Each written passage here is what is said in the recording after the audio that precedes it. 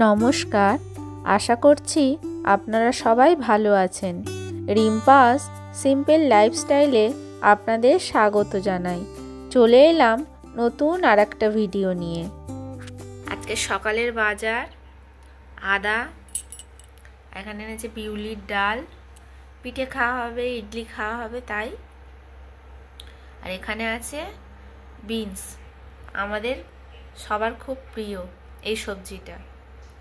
আর আলুও বাড়ন্ত হয়ে গিয়েছিল, আলু এনেছে। আর গতকাল বিকেলবেলা ওই কুলগুলো এনেছে, একজনদের বাড়ি গিয়েছিল, তাদের বাড়িতে গাছ ছিল তো খেতে দিয়েছে। ওই দিশি টুকো কুলটা, এই কুলটা খুব ভালো খেতে, ছোটবেলায় কত খেয়েছি। এই হলো আজকের সকালের বাজার। এবার যাব রান্নাঘরে রান্না করতে, অনেক বেলা হয়ে গেল। আজকে রাতে হবে ফুলকপি আলু ভাজা আর রুটি। সেজন্য এখানে ফুলকপি কেটে ধুয়ে রেখে দিয়েছি। আর সন্ধ্যাবেলা আমরা সবাই চা খেয়েছি, এটা চায়ের গ্লাস, এই চায়ের বাটি, এগুলো সব মাজবো। শরীর খুবই খারাপ। আর এই আলু কেটে ধুয়ে রেখে দিয়েছি।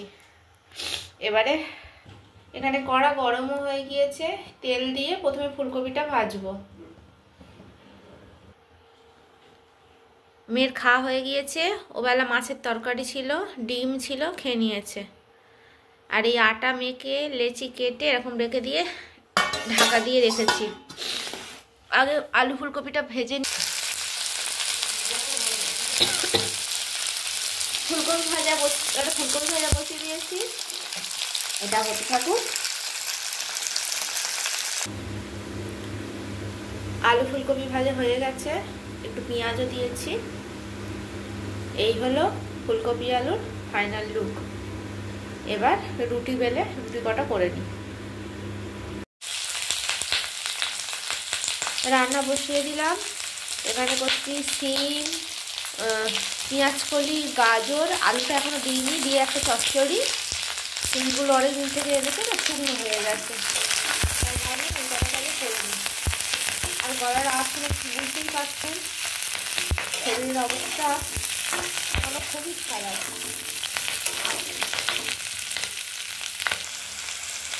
আলুটাও তুলে দিলাম, আর সাথে একটু হলুদও দিয়ে দিলাম। এবার এগুলোকে ভালো করে ভাজবো। আর আজকে সকালে এই মাছ এনেছে কাটা পোনা, এটা ভাবছি আলু পেঁয়াজ দিয়েই তরকারিটা করব। সকাল থেকে এখনও কিচ্ছু কাজ সেরে উঠতে পারিনি, এই আস্তে আস্তে ধীরে সুস্থে করব। আগে রান্নাটা করে নিই। এখানে বন্ধুদের ভাত করে নিয়েছি, ভাতগুলো সব হয়ে গিয়েছে। আর এবার এই চচ্চড়িটা বসিয়ে দিই।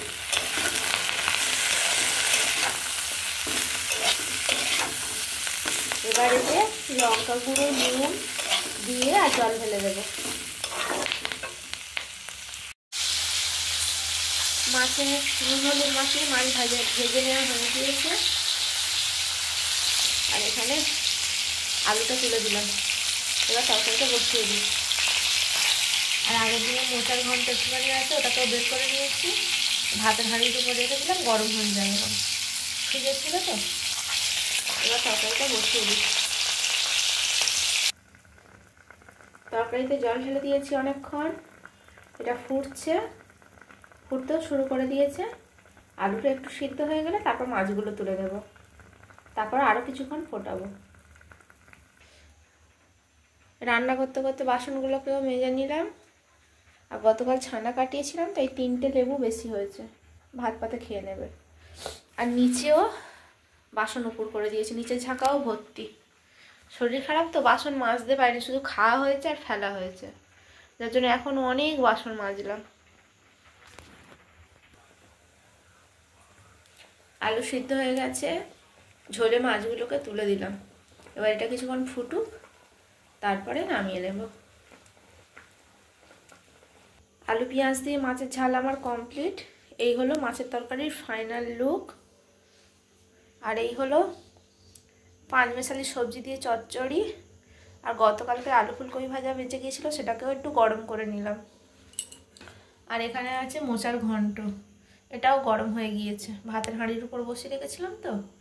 এবার ভাতটা বেড়ে ফেলি, ওদের খেতে দিয়ে দিই। এই দেখুন আমার সাদা চন্দ্রমল্লিকা ফুলটা কত সুন্দর ফুটেছে। আমার চন্দ্রমল্লিকা সব থেকে বেশি ভালো লাগে সাদা, হলুদ আর একটা না বেগুনি বেগুনি, মানে বেগুনিও ঠিক নয়, রানী কালারও ঠিক নয়, মানে একটা কালার হয় খুব সুন্দর, ওইটাই খুব ভালো লাগে। এটাও সুন্দর, তবে এগুলোকে যেন আরও বেশি ভালো লাগে। ফুটেছে শান্তি। আর গাঁদাটা তো ফুটেছে, আগের দিন দেখিয়েছিলাম। আর এই দেখুন এখানে গোলাপটাও ফুটতে শুরু করেছে। আর কত কচি কচি ছোট ছোট ডালপালা বের হয়েছে, সব মাথাতে কুঁড়ি কুঁড়ি, সবার মাথায় কুঁড়ি। এত ভালো লাগছে দেখে গাছটা, যেন বেঁচে থাকে বাবা। আমার এই একটাই ছাদে গোলাপ গাছ, আর এটাও নয় নয় করে 3-4 বছর আগের। আর এই দেখুন এটাও কিন্তু 2-3 বছর কি আরও বেশিই হবে তার আগে আনা চন্দ্রমল্লিকা ফুল। ছাদে তখন ফুটেছিল, আর সেই গাছ একটা থেকে গিয়েছিল। এরকম প্রত্যেক বছর নিজে থেকে ফুল হয়। তখন তার ভিডিও করতাম না, তাই দেখাতে পারিনি। এই দেখুন কত সুন্দর এটাও দেখতে। ওই ওই ফুলের গাছটা যেমন, মানে ফুলটা যেমন, এই ফুলটাও কতটা রমণী। ছাদে আসা হয় না তো তেমন, তাই আর দেখা হয়নি। এখানে লেবু গাছটায় কত ফুল ফুটেছে। এবছর মনে হচ্ছে এই লেবু গাছটা থেকে ফল পাবো, একটা হলেও পাবো। দেখুন প্রত্যেকটা ডালে ডালে ডালে ডালে ফুল, কুঁড়ি ভর্তি হয়ে ফুটেছে একদম। এত ভালো লাগে এদেরকে, তেমন তো আগের মতো যত্নও করতে পারি না, সময়ও দিতে পারি না। তার উপর এই এখন শরীর আবার খারাপ। আর এই দেখুন এখানে উচ্ছেটা পেকে ফেটে বীজগুলো পর্যন্ত পড়ে গিয়েছে। তাহলে বুঝতে পারছেন তো গাছগুলোর আমার কি অবস্থা। আর এখানে এইটা হচ্ছে কালাপাতি সবেদা, কত সুন্দর হয়েছে। গাছগুলো আজকে জল দিতেই হবে। শরীরটা ভালো থাকলে তবু এসে এসে দিই। 2-3 দিন হলো শরীরটাও তো খুব খারাপ না, নাহলে একেবারে যে আসি না দেখি না তাও নয়, গাছে জলটুকু অন্তত দিতে আসি। এই আঙুর গাছটাও মনে হচ্ছে আর বেঁচে নেই। না এই তো পাতা হয়েছে, আছে আছে প্রাণ এখনো আছে। আজকে এই উচ্ছে গাছটা থেকে 2টো উচ্ছে পেড়ে নিয়ে গিয়েছে।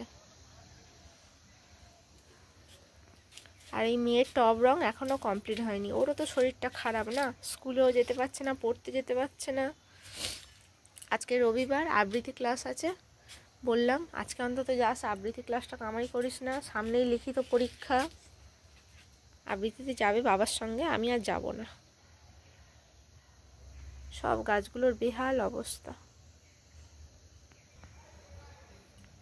আর এই দেখুন কি সুন্দর বাগান বিলাস ফুটেছে। এইদিকে সাদা, এই সাদা, আর এখানটায় রানী কালারটা, আরও কচি কচি ফুলে পাতায় ভরে গিয়েছে এই জায়গাটা। এই তো এইটা বাগানটা আমার কেমন যেন হয়ে গেল। এখন এই পর্যন্তই। গোটা বিছানাটায় বইয়ের দোকান দিয়েছে।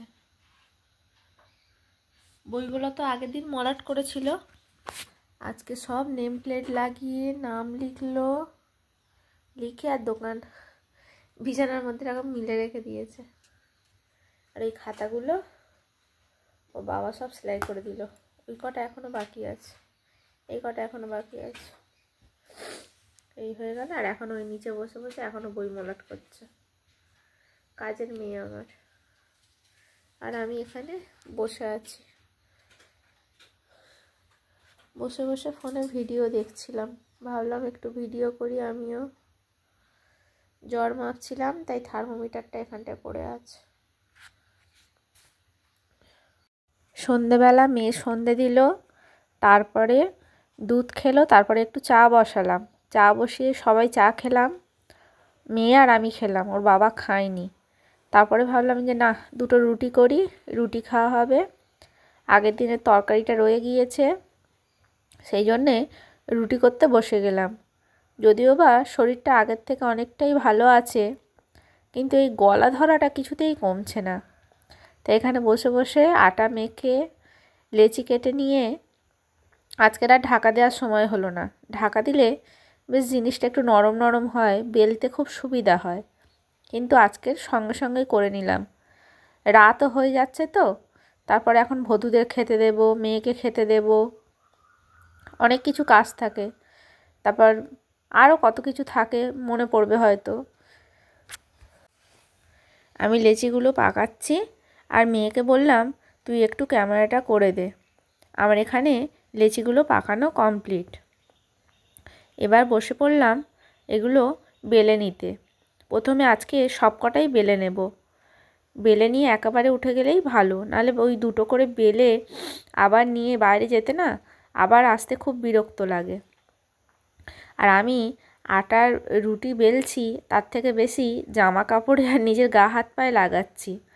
এত বড় হয়ে গেছি, তাও এখনও সাবধান হয়ে কাজ করতে শিখলাম না।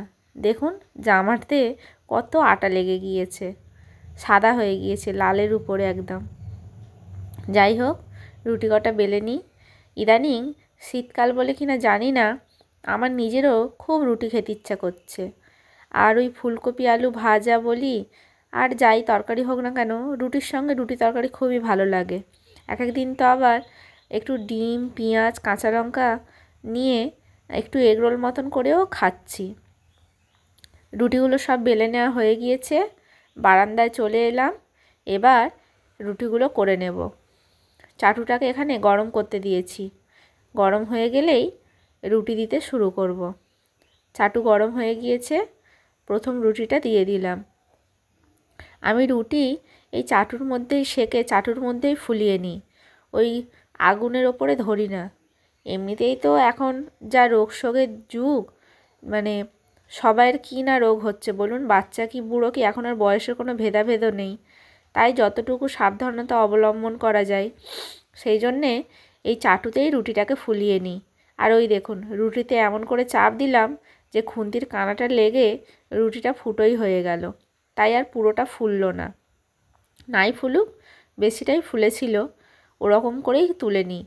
তাও ওই সরাসরি গ্যাসের ওপরে ধরি না, ওটা ঠিক পছন্দ নয়। আর এর আগে একদিন ফোনে এক জায়গায় পড়ছিলামও, ওরকমভাবে রুটি সেঁকে রুটি খাওয়া উচিত নয়, কিন্তু অনেককেই দেখি ওরকমভাবে করতে। অনেককে তো আবার দেখি ওই আগুনটার উপরে রুটিটাকে পুরো ফেলেই দেয়। আর এই দেখুন চাটুতেই কত সুন্দর রুটিটা ফুললো। আমি তো এরকমভাবেই করি, আপনারা কে কীভাবে করেন কমেন্টসে জানাবেন কিন্তু। আর এখনও গলা ধরাটা যায়নি, অন্যান্য সমস্ত কিছু কমেছে, জ্বর ভাবটাও কমেছে, কিন্তু এই গলা ধরাটা কিছুতেই যাচ্ছে না। আস্তে আস্তে অল্প অল্প কাশিও হচ্ছে তার সঙ্গে। আর এই দেখুন আপনাদের সঙ্গে কথা বলতে বলতে আমার রুটিগুলো করা হয়েও গেল। এবার যাব বধূদের খেতে দিতে, ওরাও আমার আওয়াজ পেয়ে কুই কুই করছে। মোচার ঘন্টটা গরম করে নিয়েছিলাম, এবার খাবারটা বেড়ে নিই, ও বাবাকে খেতে দিয়ে দিই, তারপর আমি খেয়ে নেবো। মেয়ের খাওয়া হয়ে গিয়েছে।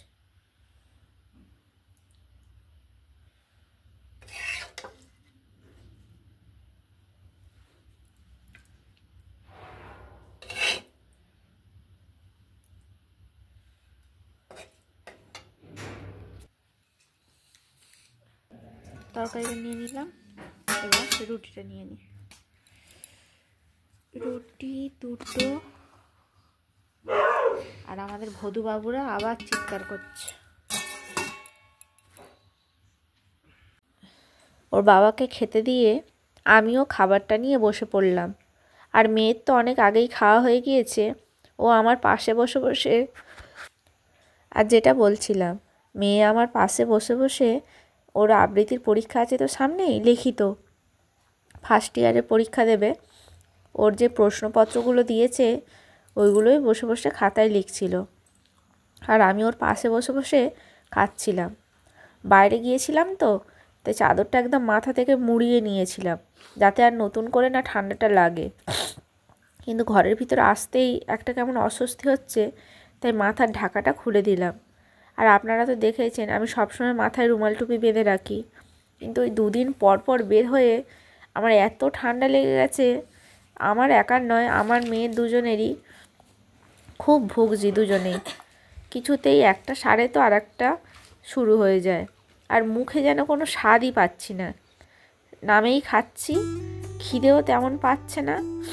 আর এই দেখুন, এই এখানে মোচার ঘন্ট আর রুটি নিয়ে খেতে শুরু করে দিয়েছি।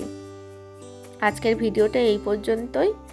আজ আসি, আবার আসবো নতুন একটা ভিডিও নিয়ে। সবাই ভালো থাকবেন, সুস্থ থাকবেন।